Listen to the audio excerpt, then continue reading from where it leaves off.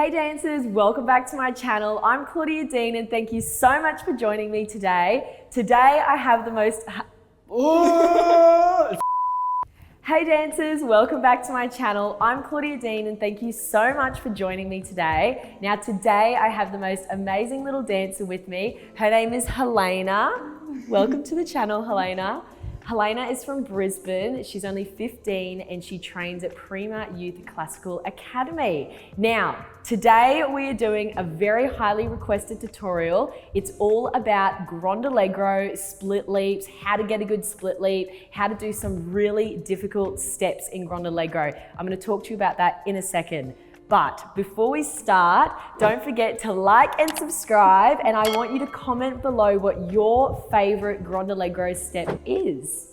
Now, for those of you that may not know, Grand Allegro is the final exercise you perform at the end of a ballet class. So by this point, you've done bar work, center practice, pirouettes, small jumps, medium jumps, and then boom, we go straight into Grand Allegro. Grand Allegro normally consists of steps like ton leves, grand jetés or split leaps, grand jeté en tournants, jeté Alonces, grand pas de chat, or even fish jumps. Well, I call them fish jumps. I don't know about you. Let me know what you call them below. Now, we're gonna find out from Helena right now which exercises and steps that she finds challenging in Grand Allegro. Now, Helena, I'd love to get a dancer's perspective on this also. Now, what's something that you find really challenging or you have found challenging with Grand Allegro? With Grand Allegro, I found the coordination for my elevation, like the coordination of my arms and legs, quite challenging. And like getting up for a split leap mainly? Yeah, but you've sort of mastered that now, haven't you? Yeah. They're getting better. We've been working really hard at them. How did you manage to get your coordination all sorted then? So what are some of your little secrets in order to achieve that for someone that might be watching and struggling with that? Yeah, so I found that building strength in my legs has helped me achieve split leaps, yeah. Like getting the power to get up? Yeah, okay, cool. And then also coordination-wise, would you say, is it your arms or your legs that have sort of helped you get more coordinated? My arms are helping my legs to Get you up. Yeah. Cool, that's good. Now dancers, I'm gonna set the exercise here for Helena, but I really want you to follow along with us, so make sure you try it as we do it. Now Helena, you're going to put your right leg behind here in classical pose with your arms in demi-second, and we're gonna start off here with chassé pas de bourrée using your right arm, one, and then use your left arm across, glissade, grand jeté here with your arms in third arabesque, looking out front. Then we're going to do a little run to the corner, run, and you get right down into first arabesque. That's it. Now we're going to do two grand jeté en tournants. So run, grand jeté en tournant one, run, grand jeté en tournant two. Then we're going to do a little run up to the corner here. So run, and pose. That's it. Now we're going to do two jeté Alonces. So chassé coupé, one jeté Alonce, then two, and then run out the door. That's it. And now, Helena, you're going to try it for us now.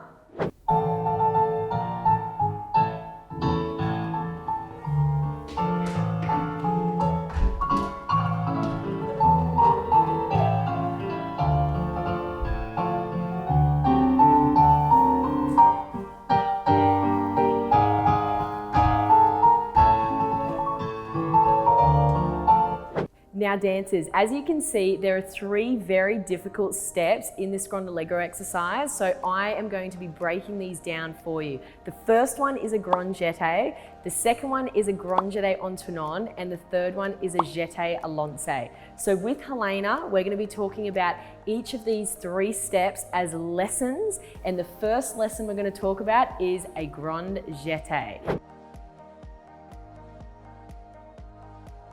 The top corrections and top tips I have for you are all about strength and stretch. So the first one we're going to talk about is an amazing stretch exercise which will really help you achieve flat grand jetés and also dancers over split grand jetés too, because doing a little bit of over split I think always looks nice and effective because it means that obviously mid-air you can see the legs, they really get there. So Helena, you're going to hop on the floor and you're going to go down into a right split So dancers, I had, not Helena, but I had another student that couldn't get down in the splits, and I gave her this exercise to practice for 1 month every single day, and she came back to me after a month and she was flat in the splits. And she told me she did this every day, and I believe her because she was about that far off being flat in the splits. So if you want to achieve that, make sure you're watching this very carefully. Now for Helena, especially because she's already flat, what our goal is going to be is trying to get this left hip back around facing me as much as possible, so she's as square as possible. So Helena, for you, you're going to be focusing on your hips. Dancers, if you're flat in the splits, you're going to be focusing on the same thing as Helena. If you're not, then you're just going to focus on the stretch that I'm about to give, okay? So Helena, I'm going to lift your foot up about 10 centimeters off the floor like this, and you're going to focus on trying to square up your hips. So can you try and lift your body weight up? That's it, and then try and lower down. Good, keeping the hips square. We're going to hold this foot here for 20 seconds. Now, once the 20 seconds is up, you're going to then release the foot, and then Helena, again, use your body weight to pull up and then square up. Good, and then lower down. And now we repeat it 3 times. Let's go.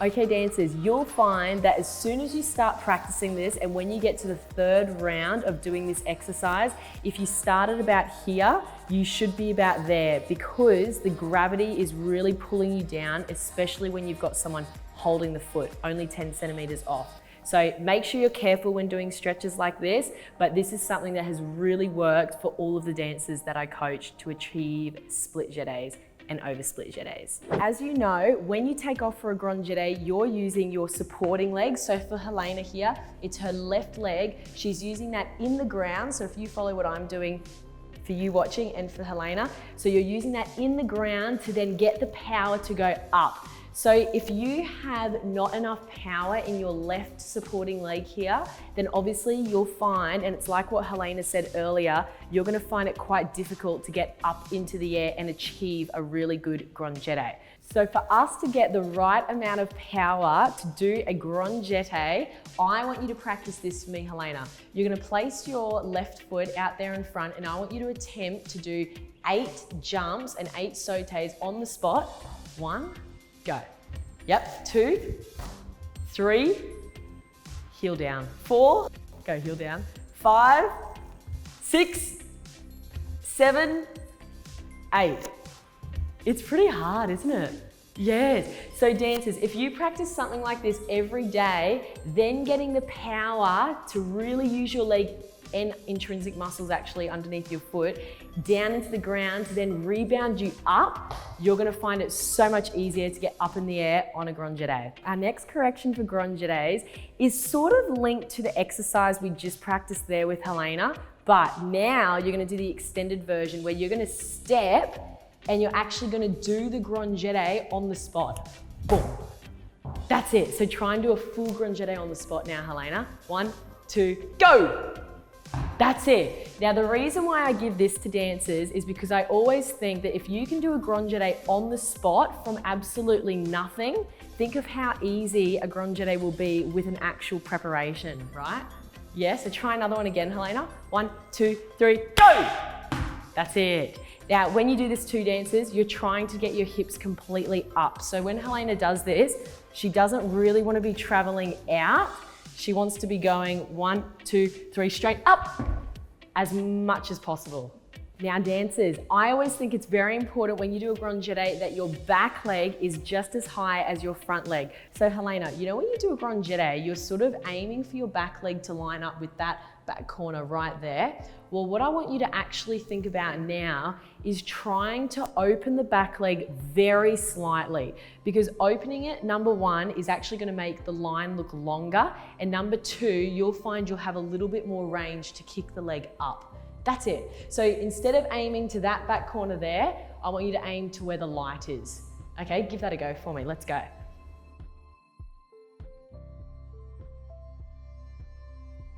Da, da, da, da, da, and open it. That's it.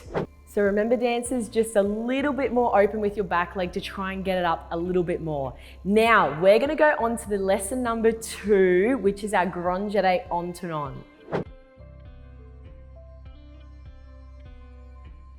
I always think it's really effective that when you do a Grand Jete en Tournant, that your front leg at the very end of the jump really extends out. So Helena, I want you to try doing a Grand Jete en Tournant. You're gonna go run, run, run. You're gonna lift the front leg up, flip around and try to extend the front leg out. Like feel like you're trying to kick your leg to the corner, like that. Give it a go. Now, kick it. Yes! I just think it makes everything look more lifted and light. So definitely try that in your next class, Helena. Now, obviously for a Grand Jete en Tournant, we really want to get high up. And the way you achieve that is by getting the first front leg. So this one, really high up. So you want to be trying to throw that leg well and truly above 90 degrees, Helena. In fact, I almost want you to think it's like a kick up. Step into an arabesque for me and show me run, run, run, kick. So run, run, run and kick, go. Yes, so dancers, that's how high you want that leg to go before you do the flip around. Let's go for it, Helena. Now do the jump and really think of that lift. And go. Run, run, go. That's it. I think you can go even higher though. Really throw it. Try and get your leg up to here. And run, run, go! That's it, that's better. Now dancers, you know I absolutely love giving illusions for the audience, making sure that you can look like you're jumping higher, even if you're not. So I'm gonna tell Helena this little trick and I really want you to try it at home as well. You're gonna do run, run, run, Grand Jete en Tournant, but at the peak of the jump, I want you to go boom with your fingertips. Obviously not too much, you don't want it to look like that, but just a little, and it should make it look like you're jumping higher. And then from there, when you go ting, like that, the arms just float down afterwards. Okay, let's give it a go, Helena. You're gonna think of everything plus the fingertips. 1, 2, and up, and fingertips, throw it! Yeah! See, I think that just makes it look like you're jumping that little bit higher. Even if it's a centimeter, it's really effective. Try that one at home, dancers. We're on to lesson number 3, and this one I think is the hardest one of all. It's Jete Alonce. Do you like Jete Alonce, Helena?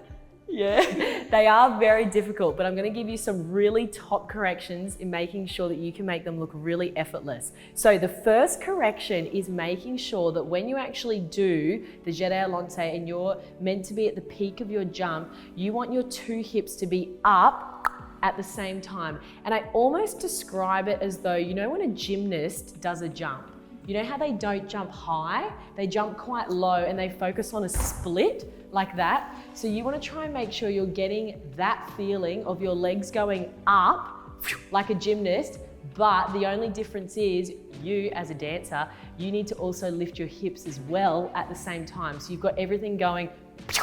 Helena's going to give the Jete Alonce a go with the gymnast trick, with thinking of the hips up as well. Let's go. And go. 1, go. That's it. Very good, Helena. So now we're going to try and get our front leg higher for this Jete Alonce. So now, Helena, and for you watching, look at the bar. Your front leg must get to the top of the bar when you throw it out. And I want you to think of something else. If you just stand over there for me, Helena, that's it. And imagine here, that little circle is a red dot. The red dot's gonna go right there on the bar. So your front foot, because it's your guide, you wanna make sure that that front leg is going and it's guiding you in this direction straight across, and it's at this height at the top of the bar, okay? Go for it. 1, 2, go, da, da. That's it. So straight away, the front leg has to go towards the dot. Go back again. Try hitting the dot even faster, Helena. Do it in one go. 1, 2, go. Da, da, da, da, dot. Yes, that's better. Now, you know I love my illusions, so I also, again, want to make it look like you're jumping higher when you do split your legs. So what I want you to do, Helena, is get lower when you do your chasse coupe. So you're going to get lower here, so then you can then explode and do that little gymnast lift that I mentioned before with the hips as well, straight up in one count. So let's try that. So now you're going to go and lower, lower, go up. That's it. So it's almost like popcorn, like you go down and down. Now I always think doing a Jete Alonce, the arms can look a little bit out of control if you don't keep them controlled. So I think the best thing to think about is keeping them at 90 degrees. So if you do a first arabesque for me, Helena, you're gonna keep them at a really clean 90 degrees, even the front arm, because when you jump, you'll find the arms, they're only gonna get higher from all the impetus and the force. So you're gonna think of going, phew. And the next thing is this front arm here, you gotta remember this one is your guide. That's the one that's gonna dart you into the direction that you're going in. So before, when we mentioned about that red dot, everyone, you have to think of the same thing with your arms as well. That front arm is going towards the red dot too. Okay, let's try that, Helena. So 90 degrees with the arms and the red dot. 1, 2, go. 1, 2, go. Yes. You could actually lower the back arm a little bit, Helena, because I know you were thinking of 90, but it's still flying up here. So maybe you could even drop it just slightly below. Yeah, so for those of you watching, if you know you're someone where the arms do go out of control, you might even need to think of lower than 90. Go for it, Helena. And up. Da, da. That's better. That was good that time. Now everyone, we're gonna watch Helena doing the after. So you're gonna see her doing this with all the corrections. Let's go.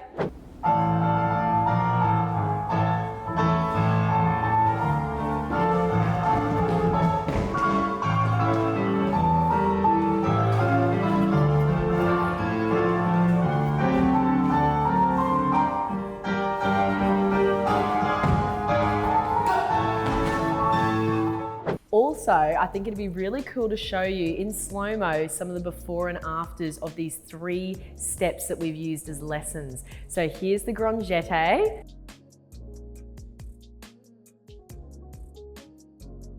Here's the grand jete en tournant. And here's the Jete Alonce.